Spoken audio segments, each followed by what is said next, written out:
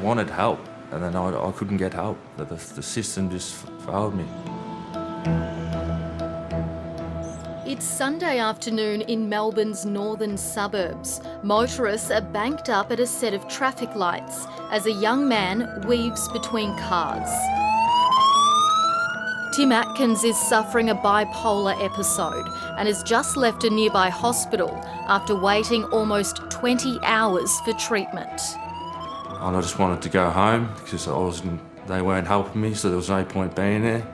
And obviously my mind was racing and I just didn't really know what I was doing. Police were called after Tim broke a glass door at the hospital. I remember the police coming up to me and I said, "I've done nothing wrong, I'm just going home and leave me alone." And then after that, I just can't really remember what happened. Video filmed by passing motorists helps piece together what does happen next. The 32-year-old is unarmed but is acting erratically. He kicks and punches a police vehicle and is refusing to stop for officers when he's suddenly rammed by a police car. Oh, he just hit him with the car. Then, face down on a median strip, Tim is surrounded by several officers and capsicum sprayed before one of the officers stomps on Tim's head.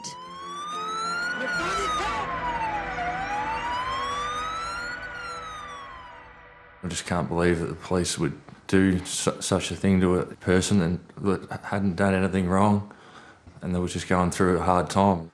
I know how scared he would have been, and he would have just wanted to go home.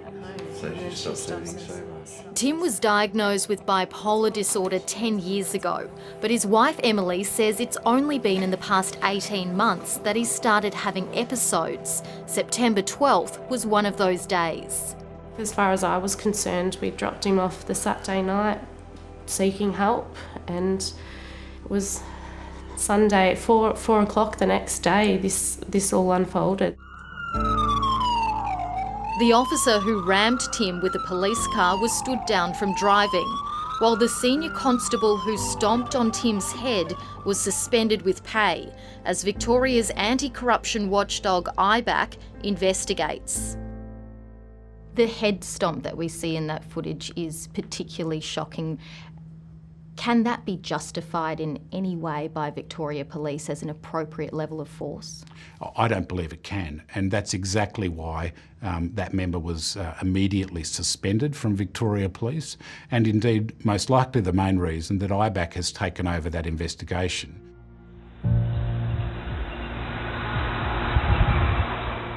"730 has previously revealed shocking cases of Victoria Police using excessive force. You like that? Oh, like that? It smells good, doesn't it? Oh, my back! Including this disturbing CCTV footage of a Melbourne disability pensioner being capsicum sprayed, beaten and hosed on his front lawn in 2017.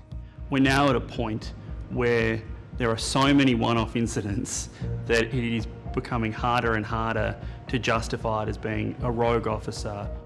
Tim's lawyer Jeremy King has litigated multiple cases of alleged police brutality and misconduct over many years. You've had so many incidents that have been well publicised, that have been caught on footage. It does really lead you to think there is something unfortunately gone wrong with the culture at Victoria Police. It was February 2016 when Frankston man Brian Jackson was assaulted by a Victoria Police officer.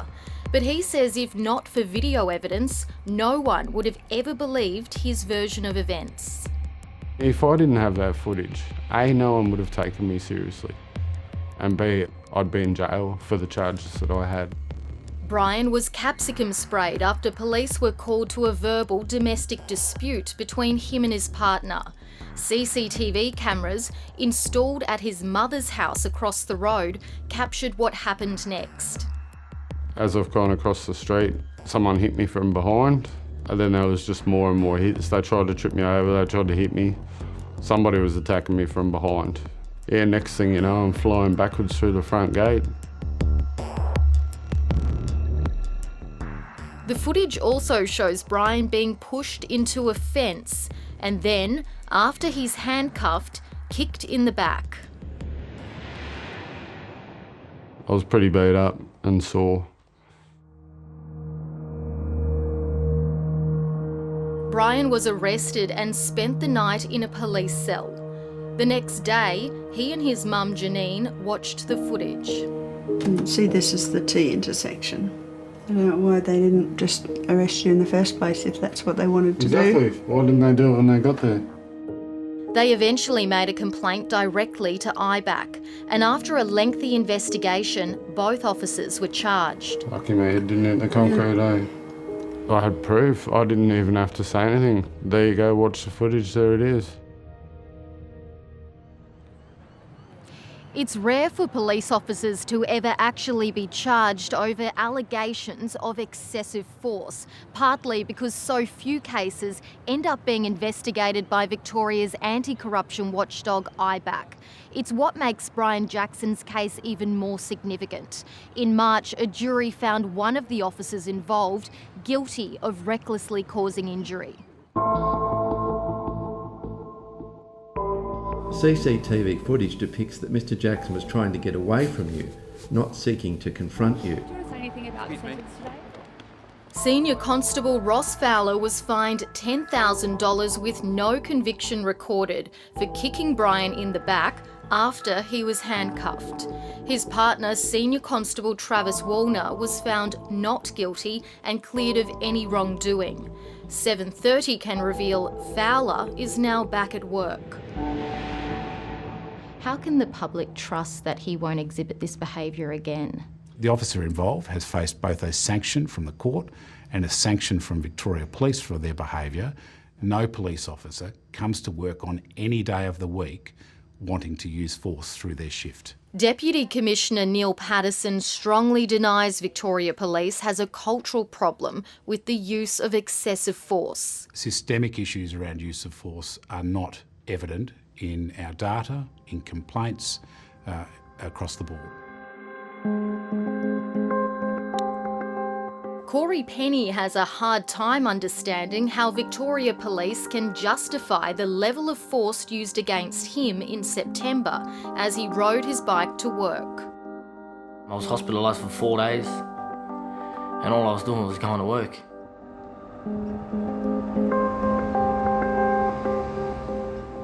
The 32-year-old construction worker says he was riding on a footpath at dawn without a headlight when he spotted police up ahead.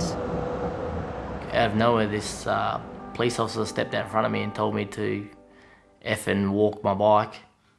So I turned back at him and said, I'm just riding to work, it's just down the road here. And then as I quickly turned my head back around, I got spear tackled on the ground. Corey's bike was damaged and his arm badly injured. I said to one of the officers, why do you keep doing this all the time? He said to me, you're not in Western Australia now, you black. A request was made for him to stop, of which he didn't, and police then stopped him. Any inference that they stopped him because of his Indigenous status in Australia is just not true. 7:30 understands IBAC is assessing a complaint about Corey's alleged treatment, but that the incident will likely end up being investigated by police themselves. Lawyer Jeremy King argues cases like Corey's should always be independently probed. There appear to be some pretty deep-seated issues within Victoria Police, and I sincerely believe that that will only ever change if we have proper and true and robust independent oversight of Victoria Police, which at the moment we don't have, simply because IBAC is critically under-resourced and underfunded. The Victorian government told 7:30 in a statement that it's given IBAC the powers and resources it's asked for, including an increase to its budget. But today, in a public statement, IBAC's commissioner made a fresh plea for additional funding.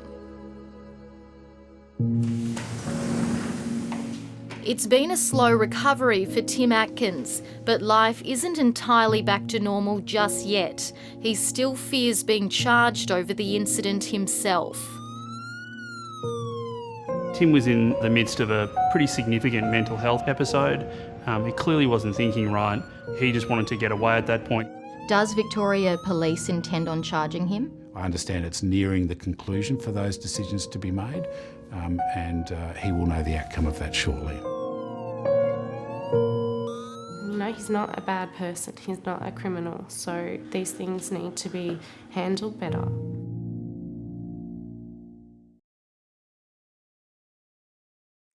Hi, I'm Lee Sales. Thanks for watching this story. If you'd like to watch more of 730's stories, they are on the left of your screen. And tap on the button below to subscribe and get the latest from ABC News.